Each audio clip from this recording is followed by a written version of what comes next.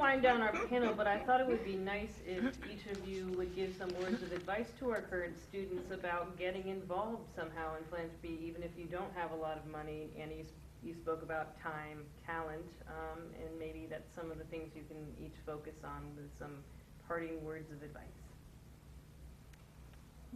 I can start. Okay.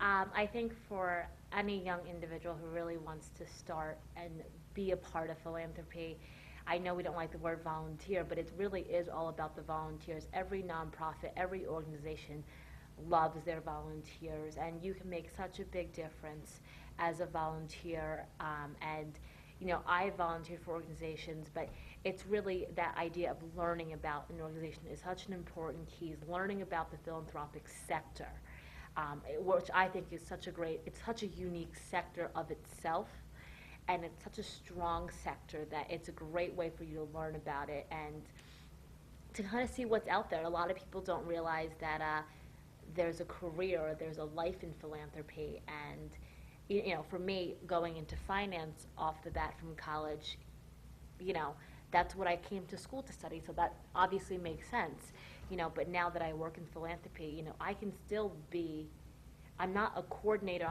you know, I do everything else that a corporation would do, but just for a great cause and for a great organization. So I think people need to realize that it's not just a finance or you do operations, but you can do so many great things for philanthropy, and you know, at the end of the day, you say, wow, you know, I did all these great things for this amazing organization. So just take the time to learn, I guess.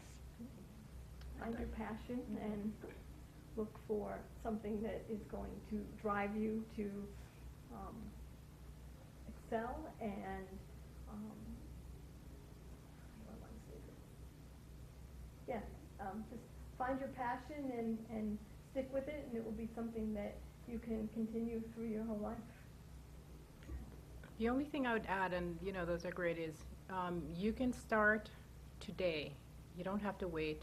Again, you can start small, and you could work full-time, you know, whether for the government or in the private sector or in a philanthropy role, and you can still give, starting small. And I started out giving, I would say, in a small way, time, and then I didn't have any talent, and then I got my paycheck and I would give, and we all give. If you go to church, you know, you give tithes, so you give in some sense, and you begin to feel great, and then the more you give, it's amazing, it's the more you get, and the more you feel great about yourself.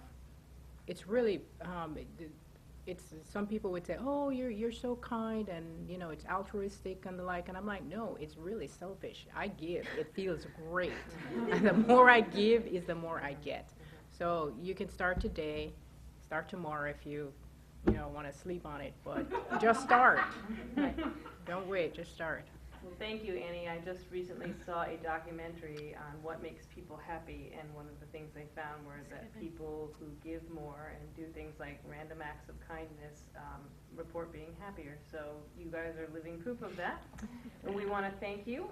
In front of you, you each have a small box of Bridgewater chocolates. They are chocolate hats, because our hats are off to you for putting yourself out. Thank you. Thank you.